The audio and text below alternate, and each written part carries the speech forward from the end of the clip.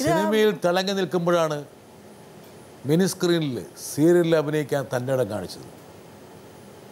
എനിക്ക് തോന്നുന്നു മലയാള സിനിമയിൽ ടെലിവിഷൻ്റെ സാധ്യത ആദ്യം തിരിച്ചറിഞ്ഞൊരു നടി ശാന്തികൃഷ്ണൻ.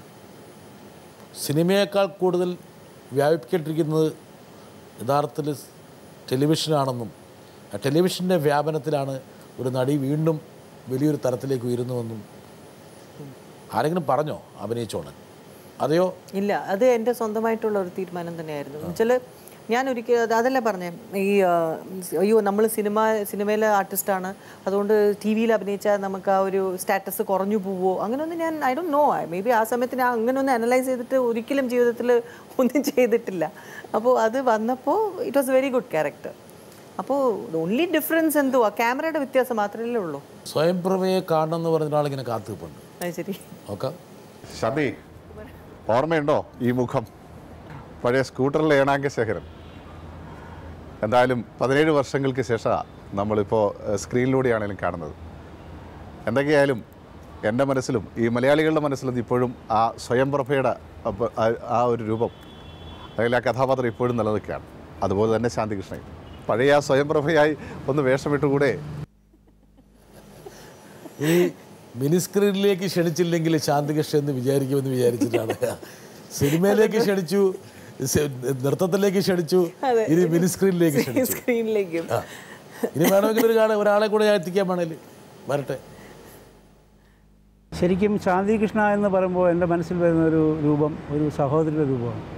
അതായത് ഞാൻ ബാലേന്ദ്രനായിട്ട് വർക്ക് ചെയ്തിരുന്ന സമയത്ത് ശാന്തികൃഷ്ണയായിട്ട് ഒരുപാട് വളർത്തി വർക്ക് ചെയ്തു. പക്ഷേ ഇപ്പോഴും എൻ്റെ മനസ്സിലൊരു ആഗ്രഹമുണ്ട്. കാരണം ഒരുപാട് സീരിയൽ അതിനുശേഷം ഞാൻ ചെയ്തു. ഇനിയെങ്കിലും ഒരു സീരിയലിലെങ്കിലും എനിക്ക് ശാന്തിയെ വെച്ച് അഭിനയിപ്പിക്കണമെന്നുണ്ട്. അതിന് ശാന്തി തയ്യാറാവുമെന്ന് എനിക്കറിയില്ല. എന്നാൽ വളരെ സന്തോഷം. തയ്യാറാക്കിയെടുക്കാം ഗോപി.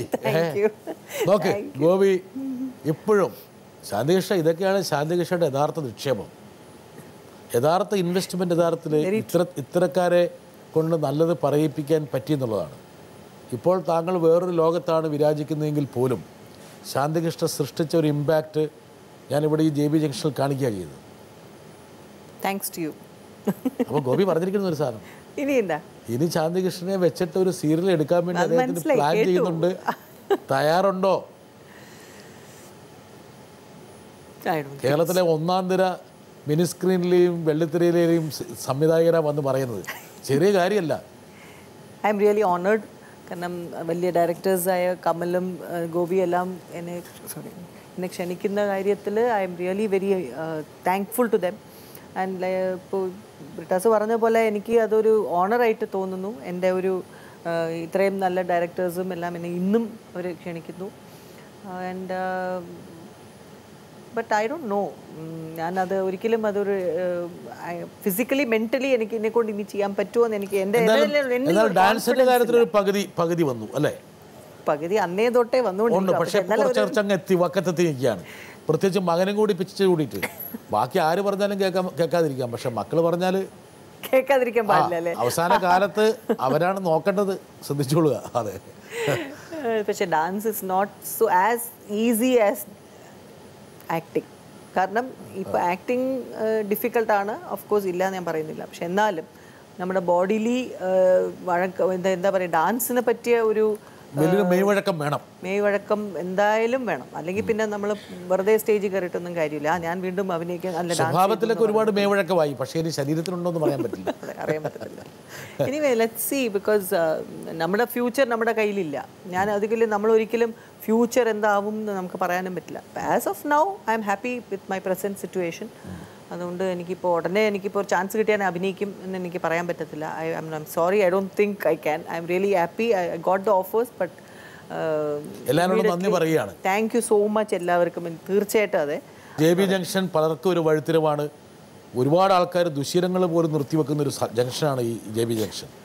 അതുകൊണ്ട് ഈ മടി എന്നുള്ള ദുശീലത്തിൽ നിന്ന് ശാന്തികൃഷ്ണയ്ക്ക് മോചനം നേടാൻ വേണ്ടിയിട്ട് ഈ JB ജംഗ്ഷൻ സഹായിക്കട്ടെ.